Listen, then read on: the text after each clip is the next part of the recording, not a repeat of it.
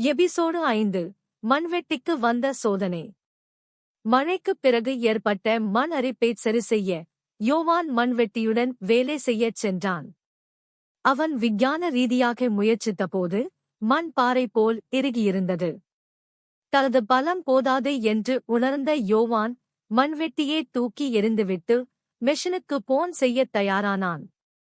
அப்போது பெரியசாமி ஐயா வந்து, விசுவாசம் என்பது உன் சக்திக்கு அப்பாற்பட்ட வேலை வரும்போது உன்னை வேலையைத் தொடங்கச் சொன்னவர் யார் என்று ஞாபகப்படுத்துவதுதான் என்று வழிகாட்டுகிறார்.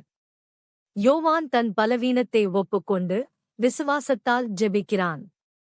ஜெபத்திற்குப் பிறகு அவன் மண்வெட்டியால் அடித்தபோது கடினமான பாறை போன்ற மண் பிளந்து இலகுவாகிறது.